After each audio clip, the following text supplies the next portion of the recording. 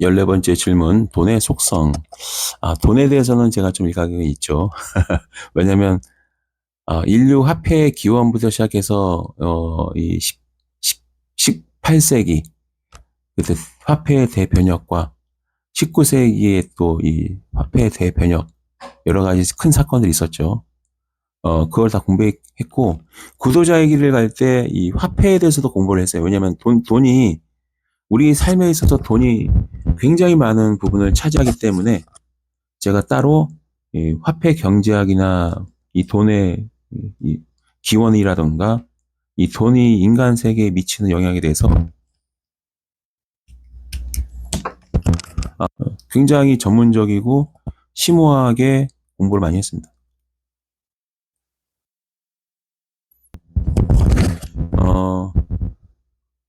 돈은 흐르거나 쓰지 않으면 저에게서 나간다고 하셨는데, 예를 들어서 100억이 있는 사람이라고 치면 얼마를 기부하거나 돈을 계속 굴려야 그 돈이 유지가 될까요?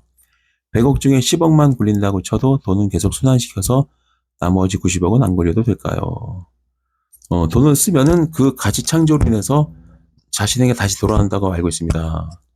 예를 들어 자신이 음식점에서 밥을 사 먹는다 치면 그 재료를 수확한 사람들이 알바들, 가게 사장들, 가게건, 건물주 등에게 영향을 줄 텐데 그것도 가치 창출이라고 볼 수 있나요?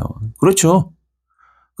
기본적으로 이 미시경제학과 거시공부학 경제학을, 또 경제학 원론 공부하고, 예전에 이제 외모고시를 준비했었기 때문에 화폐경제학, 그 다음에 통화 무슨 관련된 책도 공부했었고, 그 다음에 경제학 원론 당연히 공부하고, 미시경제학 당연히 공부하고, 거시경제학 당연히 공부하고, 또 국제금융도 공부하고, 필수, 필수로 공부해야 되는 그 분과거든요.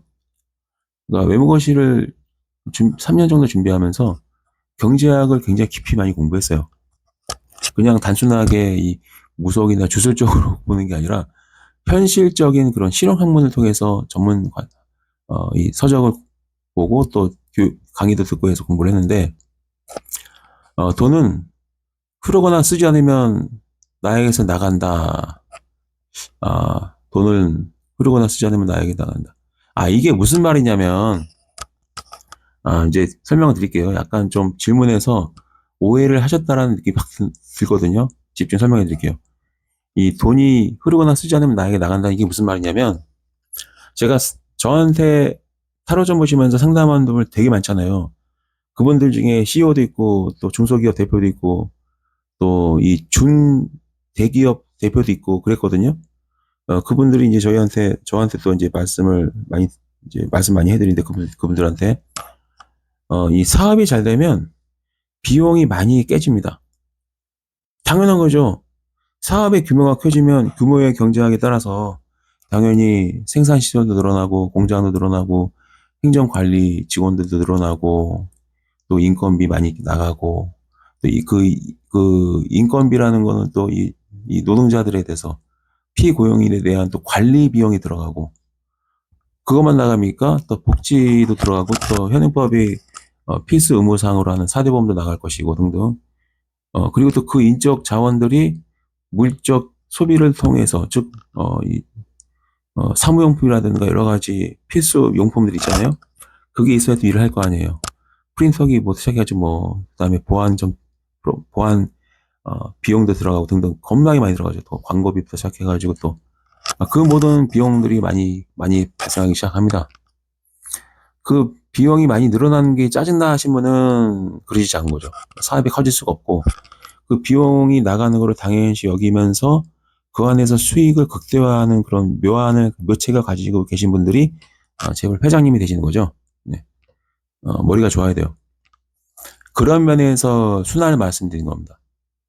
그리고 또 하나, 이 주술적으로 봤을 때는 이제 자영업자들, 소규모 이제 사업가들, 그런 분들 보면은 영업장이 학원부터 시작해가지고 뭐 사무실, 그다음에 공장 등등 이 흐름이 끊기는 이 돈의 흐름을 말하는 동선이라는 게 있어요.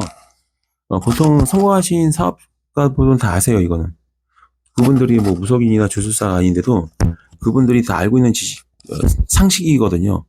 사업이 잘 되는 분들은 그걸 알아요. 이 돈줄을 막는 행위가 무엇인지, 또, 그래서 항상 잘 나가는 사업가들은, 이 사업장이 굉장히 깔끔하게 정리가 잘 되어 있고, 망하는 데는 막, 진짜 난장판입니다, 진짜. 진짜 난장판이에요, 사업장이 막. 채워지지도 않고 막. 그런데 대부분 다 망합니다. 어쩔 수가 없어요. 그래서 이제 돈이 흐른다. 그 얘기는, 어, 지출과 수익, 이 밸런스를 맞추는, 어, 그 관념에 있어서의 흐름을 말하는 거고, 쓴다는 얘기는 뭐냐면, 쓴다는 얘기는 흥청망청 소비한다는 얘기가 아니고요. 이 사업을 하다 보면은, 또 이 재테크를 하다 보면은, 나가는 게 없을 수 없어요. 나가는데 그거는 수익을 창출하기 위한 나가는 거예요. 그 흐름이 막힌 사람은 나가는 게 없으니까, 투자가 없으니까 수익도 없겠죠. 그런 관점입니다. 그리고 아무래도 이제 저는 주술 일 하니까 그 주술적인 관점에서 이제 그 이 흐름을 말씀을 이제 드리는 겁니다. 아시는 분들은 다 알고 계시고요. 자, 100억 있습니다. 얼마를 기부해야 계속 굴려야 그 돈 유지될까? 정해진 건 없죠. 근데 10억만 굴려도 괜찮아요. 실제로 주식 투자 잘 하시는 분들은요. 현금 반, 주식 반 유지합니다. 왜 그러냐면 전부 다 주식에 넣어놓으면 정말 황금 기회가 왔을 때 현금이 없으니까 투자 못 하거든요. 그래서 만약에 뭐예요? 5천만 원을 10억을 굴린다 말씀하셨죠? 10억을 굴리면 5억은 사도 돼. 하지만 5억은 현금으로 최소한 가지고 있어야 돼. 그리고 1년 내내 10억 다 주식을 사놓고 묶여있는 경우는 진짜 재테크 빵점이죠. 그거는. 투자자가 아니죠. 그 사람은. 그냥 차라리 은행에 넣는 게 낫겠죠. 그게 아니고 저기 10억이 있어요. 단기 투자나 중장기 투자로 내가 수익을 내겠다 할 때에는 현금을 가지고 있다가 이 기업 자체의 수익이나 실적 때문에 주가가 내려가는 게 아니라 일시적 외부적 요인 때문에 주가가 떨어진 경우가 있습니다. 주가가 떨어짐에도 불구하고 이 기업은 계속 수익이 증가하는 추세에 있는 거예요. 그 주식은 당연히 사는 거죠. 100% 올라가거든요. 그런 경우는. 기업의 어떤 이 절대적 가치가 떨어진 게 아니라 전체적인 흐름에 휩싸여서 주식시장의 투자 심리 위축으로 인해서 일시적으로 주가가 내려오는 경우가 있는데 주가가 내려감에도 불구하고 내려가는 그 감각된 그 주가 가치는 증발이 된 게 아니라 그럼에도 불구하고 여전히 수익 호재를 기업 자체가 수익을 보고 있는 상황이 있습니다. 성장하면서 주가가 떨어졌음에도 불구하고 그런 기업이 이제 투자 대상이 되는 거거든요. 뭐 그 단시간 투자라든가 뭐 갭투자라든가 이렇게 매일매일 단타 치시는 분들은 뭐 그런 거 안 따지겠죠. 근데 이제 진짜 투자라고 한다는 거 그럴 때는 그리고 90억은 안 굴려도 되니 괜찮을까요? 본인의 자유입니다. 안 굴려도 상관없죠. 절대적인 거 없습니다, 여러분. 이 경제나 투자에 있어서 어떤 원칙을 찾으려고 하신 분들은 저는 부자가 아닐 거라고 생각을 해요. 경직됐는데 돈이 많다? 상처받았거나 아니면 자리운고 비용으로 무조건 막 모았거나. 그러니까 보통 그러니까 월급쟁이인데 월급쟁이로 일을 하면서도 또는 자영업자 일을 하면서 또 일정 부분 투자를 하신다는 분들은 이런 고민을 하지 않겠죠.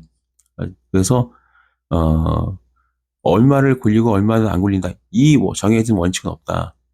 그러니까 이런 생각을 하신다는 얘기는 제가 봤을 때는 그 투자를 하셔도 아마 수익을 보고 계실까 좀 되묻고 싶은 상황입니다.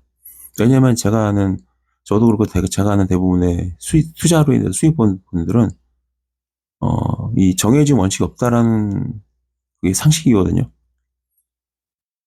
그러니까 뭐 수학도 아니고 뭐 이러면 뭐 해야 된다 그런 게 없어요.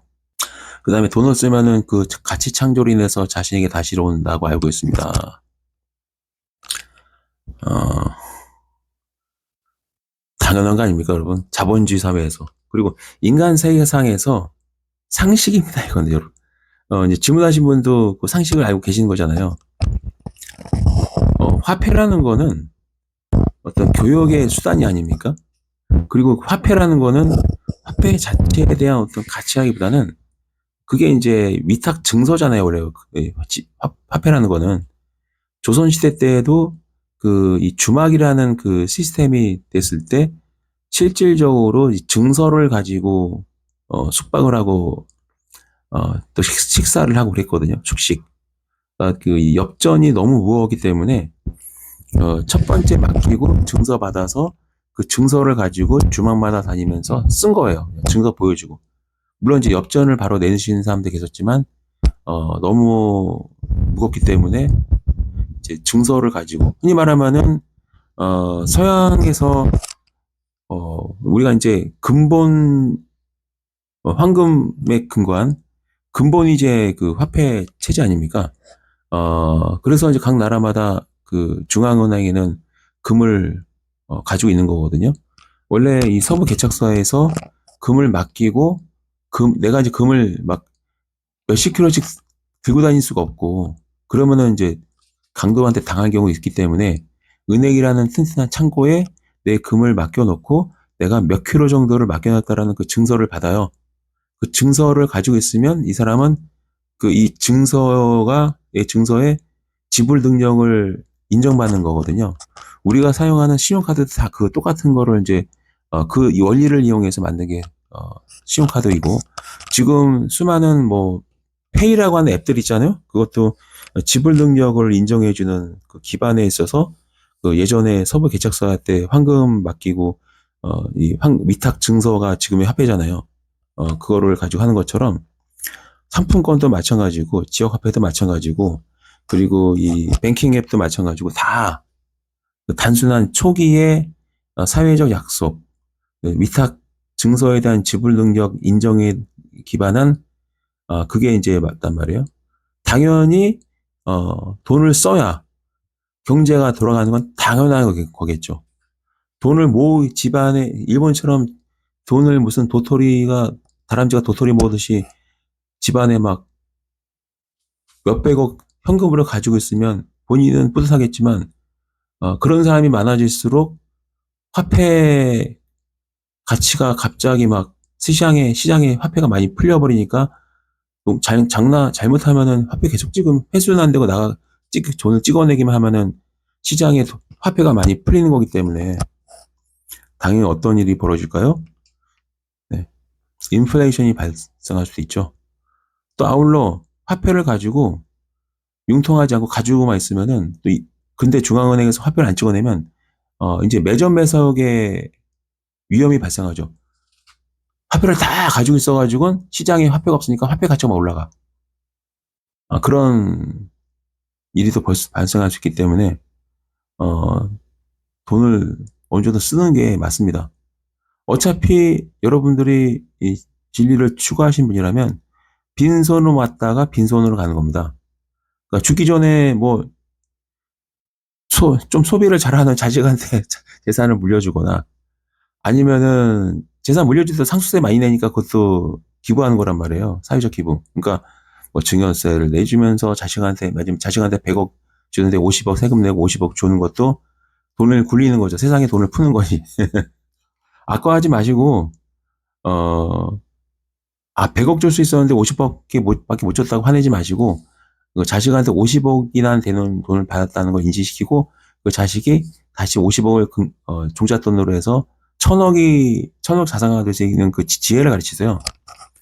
현실이라는 그 벽에 갇히지 마시고 남들보다 좀 더 많은 출발선이 좀 많이 앞선 게 이제 상속 제도 아닙니까?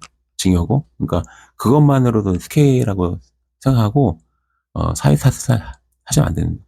음식점에서 밥 많이 사 먹으세요, 여러분. 돈이 많으신 분들은 한 끼에 막 100만 원 쓰시고 1000만 원 쓰세요. 그리고 돈이 많으신 분들은 저기 아파트먼트 클래스라는 그 2,800만 원짜리 그 비행기 티켓 있잖아요. 그거 쓰세요. 명품도 많이 사고 차도 막 1년에 한 번씩 바꾸세요. 물론 이제 흥청망청 사시라는 게 아니라 능력되면 쓰시면 돼요. 저기. 그리고 도저히 썼는데도 막 더 이상 쓸 게 없으면 기부하시면 되죠. 어느 정도 자기 노후 해놓고 기부하시건 아니면 자식들한테 나눠주면서 써라 해도 되고 하여튼 누가 쓰면 됩니다. 가치 창출 맞습니다, 여러분. 여러분들이 빚져서 저기 지출을 늘리는 거는 말리고 싶지만 많이 벌면 1,000억 있으면 노후에 한 100억만 있으면 되잖아요. 900억 쓰세요. 900억을 가지고 즐겁게 인생을 즐기세요, 여러분. 인생 한 번인 뿐이다 이런 마음을 가지고 행복하게 쓰세요. 제가 만약에 1,000억 있으면 저는 노후 자금 딱 뭐 20억, 30억, 50억 해놓고 아마 950억을 진짜 신나게 쓰고 다닐 겁니다. 그런 저의 모습을 보고 이제 그 자린고비형 저기 그 고블린 같은 부자들은 이제 뭐 어리석다 뭐 저러니까 뭐 부자로 못 주는 거 다 하는데 부자로 죽는다고 천국 가는 거 아니거든요. 중요한 거는 내가 어떤 마음, 어떤 영혼의 상태에 있는 게 중요한 거지. 그래서 여러분들이 소비 많이 하시면은 시장에 돈이 많이 풀리니까 당연히 돈의 순환이 빨라지고 또 오래된 꾸깃꾸깃한 종이로 된 화폐는 사라지겠죠. 왜냐하면 돈이 순환이 되니까 은행에 이제 자꾸 돈이 들어오잖아요. 그러면은 은행에서는 다시 또 돈을 폐기하고 새로 찍어내잖아요. 그러니까 여러 가지 좋습니다, 여러분. 나쁘지 않습니다. 저기 막 자린고비처럼 막 그렇게 사는 것도 사람이 인색해지면 마음에 여유가 없어서 천국 못 가는 경우가 많거든요. 여러분 인색하면 안 돼요, 절대로. 소비는 합리적으로 하되 마음만큼은 부자처럼 여유롭게. 예를 들면은 이제 내가 막 돈이 한 달에 뭐 300만 원밖에 못 번다. 그래서 막 이거저거 하면은 이제 남는 게 없다 하시는 분들은 당연히 조금밖에 못 쓰겠죠. 근데 마음만큼은 그 마음은 막 마음과 의지는 굉장히 태평양처럼 크지만 실제 돈은 이제 뭐 이렇게 막 만 원, 2만 원 이렇게 아끼면서 쓰겠죠. 근데 인색해지면 안 돼. 마음이. 돈이 없다고 내가 막 되게 인색해지고 막 자린고비처럼 막 찌질해지고 막 그러면 안 돼요. 실질적으로 하루에 10,000원만 쓴다 하더라도 항상 미소를 지으면서 바다 같은 넓은 마음으로 행복하게 그리고 마치 막 세상을 다 가진 사람처럼 그렇게 살아야 되는 겁니다. 그래야 이제 되게 좋아요. 많이 쓰라는 게 아니라 자기 규모에 맞게끔 쓰되 마음만큼은 세상을 다 가진 사람처럼 항상 밝고 즐겁게 남들 막 5만 원짜리 커피 호텔 커피숍에서 5만 원짜리 커피 마실 때 내가 1,000원짜리 캔커피 마셔도 이 5만 원짜리 커피 마신 사람이랑 1,000원짜리 커피를 마시고 있는 내 자신이랑 똑같이 행복감을 느끼고 있어야 되는 겁니다. 그래서 부자가 되는 지름길 중에는 작은 거에 감사할 줄 아는 사람들은 당연히 부자가 될 수밖에 없어요. 사람이 쪼들리지가 않으면은 생각이 유연하기 때문에 수많은 아이디어를 낼 수가 있고 실행할 수 있게 됩니다. 이게 되게 주술적인 것도 의미가 있지만 현실적으로도 여러분들 제 말이 틀린 게 하나도 없다는 걸 아실 거예요. 쪼들린 인간은 이 시야가 좁아져 가지고 계속 작게 살아요. 근데 당장 지금 가난해도 씀씀이는 자기 형편에 맞게 쓰지만 막 1,000원도 막 이렇게 쓸까 말까 고민하고 있지만 마음만큼은 생각만큼은 커야 돼. 그래야 그 사람은 언제든지 기회가 오면 크게 성장합니다. 그래서 막 몇십억 빚이 있어도 사업으로 돈 벌어봤던 사람들은 몇십억 빚이 있어도 한강에서 뛰어내는 게 아니라 어느 순간 보면은 또 몇십억 자산가가 돼 있어요. 진짜로 몇 년 만에. 그래서 쪼들리면 안 됩니다, 여러분. 마음을 쪼들리지 마세요. 마음을 공손하게 갖지 마세요. 궁핍하게 생각하지 마시고 내가 오늘 하루 1,000원 매일매일 1,000원으로 산다? 그러면 막 자괴감에 빠지고 막 저기 뭐야 막 자기를 탓하고 막 부모 탓하고 막 환경 탓하고 막 절망의 그런 마음을 갖지 마시고, 어, 1,000원밖에 못 써도 생각은 크게, 마음은 풍요롭게, 그리고 항상 막 잔소리 하면서 막 이렇게 찌질하게 막 그렇게 하지 말고, 여유를 잃지 말고 그냥 항상. 그러면은 그 사람은 누가 봐도 그 사람을 믿고 클라우드 펀딩도 잘 되고 투자를 합니다, 여러분. 근데 맨날 쪼들려 있고 그런 사람한테 누가 투자해요. 그러니까 사기꾼들이 왜 사기 잘 치느냐? 짓불도 없으면서 엄청나게 막 여유 넘치는 것처럼 사기를 치거든요. 근데 그게 사기꾼이 그러는 게 왜 먹히느냐를 잘 생각하셔야 돼요. 사기치라는 게 아니라 그게 세상의 원리라는 거예요. 사기꾼들이 나쁜 짓을 해서 문제가 되지, 걔네가 돈을 모으는 그 과정까지 보면은 약간 이 신의 섭리 약간 부합되는 행동을 하더라고요. 처음에는 돈을 들고 튀어서 문제지. 그러니까 이 사기꾼들 아마 생각을 바꾸면은, 마음만 바꾸면은 사업을 좀 크게 할 수 있는 애들이죠. 왜냐면 짓불도 없는 놈들이 빚 얻어가지고 막 엄청나게 재력 있는 것처럼 뻥친 다음에 사람들 투자 몇십억씩 몇백억 받은 다음에 튀는 거잖아요. 근데 그 사람들이 튀지 않고 정말로 이 진짜 배기로 사업해서 잘 굴려서 한다면 엄청난 사업가가 되겠죠. 그런 것처럼 사기꾼이 되라는 말씀이 아니라, 사기꾼이 돈을 많이 모을 수 있었던 비결은 마음이 커. 그리고 궁핍하게 보이지 않아. 그리고 막 돈 하지도 않고 굉장히 막 풍요로운 척, 자기 스스로를 막 속이죠. 그런 것처럼 여러분들이 하루에 뭐 1,000원만 쓰고 막 5,000원에 생존해도 그런 상황이 돼도 궁색하게 되면 안 되고, 궁핍하게 살아도 안 되고, 실질적으로 내가 5,000원만 써도 마치 그날 하루 500만 원 쓴 것처럼, 세상을 다 가진 것처럼 여유를 잃지 마세요. 그래야 사람이 머리가 돌아가고 아이디어가 떠오르고 실행 능력이 커지고 어디서도 기가 안 죽습니다, 여러분. 거지같이 입고 다녀도 기가 안 죽어야 사람은 성공하는 거예요. 그러니까 즉 자기가 처한 상황이나 환경에 지배를 당하지 말아야 된다.